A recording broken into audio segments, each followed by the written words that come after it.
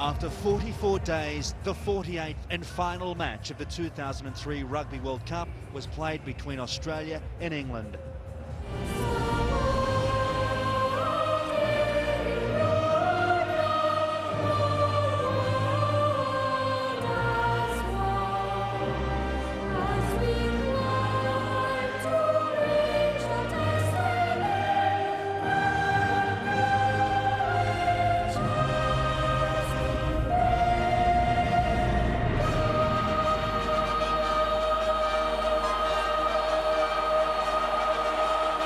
With millions of people watching worldwide, the two captains led their teams out in front of 83,000 at a rain-sodden Telstra Stadium.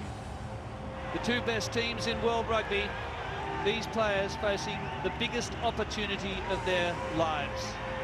The mental rehearsals are now over. It's all down to one shot at glory and what has been the greatest event in the Code's history. Emotions flowed freely as the two sides sang their national anthems.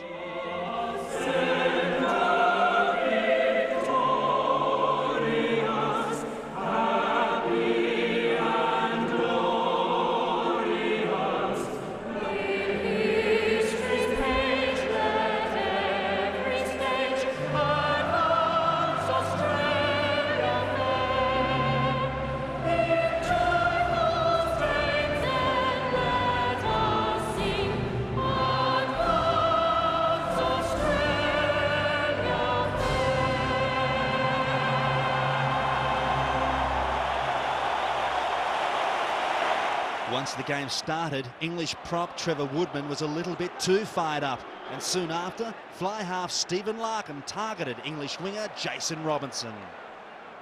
Australia still have it. Mortlock's out wide. Here comes Takiri. He's only got to take it. Lottie! First day Australia!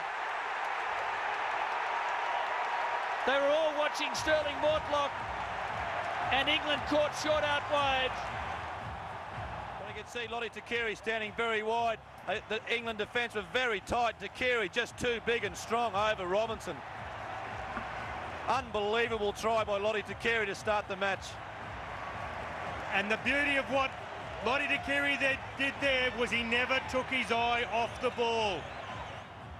England replied with an 8-phase play that resulted in fly half Johnny Wilkinson bringing up his 100th point of the tournament. The touch judges are happy. 2 points the difference at Telstra Stadium. Larkham was forced from the field with a cut mouth, and his replacement, Matt Gitto, was given a thumping welcome. Wilkinson's second penalty then edged England ahead by 1. Looks good. England have their nose in front. There was plenty of concern when the star fly half stayed down after making a tackle. And then more angst for England when a try went begging. England 7 metres out, the try's on. 2 on 1, and Kay knocks it on. After a scrum penalty, Wilkinson showed no ill effects to give his team a 9-5 lead. 3 in a row for the boy wonder. Inside centre, Mike Tyndall ran over the top of Wendell Saylor to put England back on the attack. And just before the break, the Wallabies were caught short on Saylor's wing once again. Here's Delalio, the big man with a lovely pass to Wilkinson and Robinson. They won't catch him. Jason Robinson handballs it into the crowds.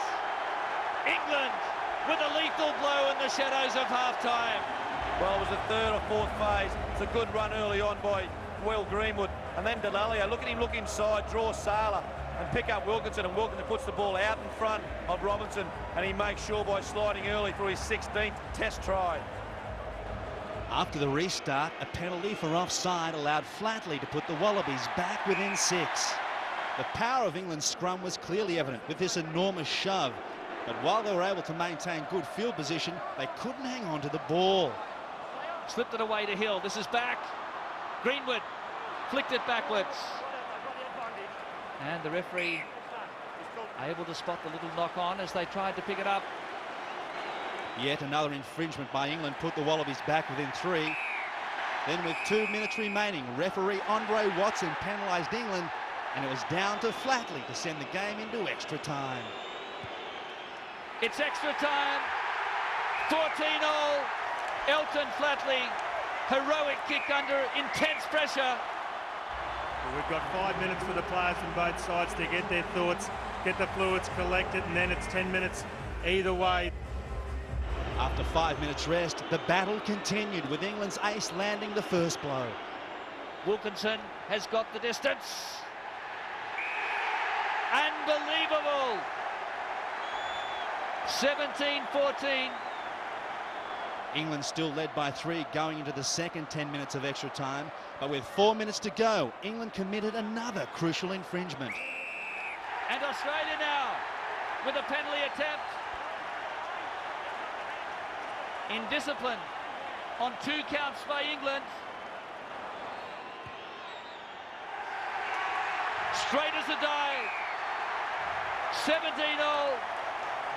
The match looked headed for sudden death extra time. However, Wilkinson had one last chance to win England the World Cup. And England staying composed here. Wilson still in place for the drop goal. Australia come back. Here it is for Johnny. Has he done it? He sure has. Heartbreaker for the Wallabies. Seconds remaining. And that surely is the stairway to rugby heaven for England. Sensational. Johnny Wilkinson off his right foot, his unfavoured right foot, 3 points. Woodward thinks he's got it. Look at Wilkinson, his composure. He knew it as he hit it.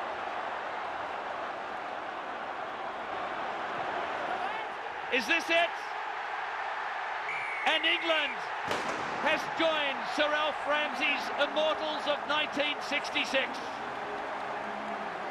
A dramatic, heart-stopping victory for England in extra time. And it was Johnny, 2017, the drop goal to sink the defending champions. 2017, and England a deserved winner. Martin Johnson, after leading your country to the World Cup, I'm sure there are thousands here in the Telstra Stadium and millions around the world who would just like to say congratulations. Thanks. You know, it was a huge effort from the entire squad of players, our backroom staff, our coaching, everyone, our physios. Thanks to the fans, they've been brilliant. You know, I can't say enough about the team. You know, we had a lead and we lost it, and to come back in extra time and to hold out and Will come at the end, you know, brilliant. I can't say enough about it. Wallaby captain George Gregan, how do you sum up that match? It was a massive final, wasn't it? We went into extra time. 2 world-class teams going into hammer and tong. You know, congratulations must be extended to the English team. They delivered under pressure and they delivered when it counted. But I'm so proud of my guys. Like, we gutsed it out. We fought back. We were down 14-5. And we brought it back to extra time. To all the support here, both English fans and Australian fans. For us as players, it's a highlight of our career, and thank you for making it such a wonderful night. What were your emotions as the match unfolded and the way it unfolded? Well, my emotions, I was going nuts, to be fair, because we just kept getting ourselves into trouble, and I kept saying we'd be just making error after error, and we've won. Who cares what I thought? We won. We've won the World Cup. Fantastic. David Kirk, Nick Farr-Jones, Francois Pina, John Eales, and now Martin Johnson.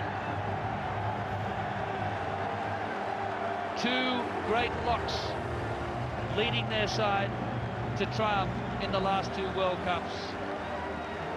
And Bill is heading north over the equator. Look out, number 10 Downing Street, Buckingham Palace. England will celebrate long and hard.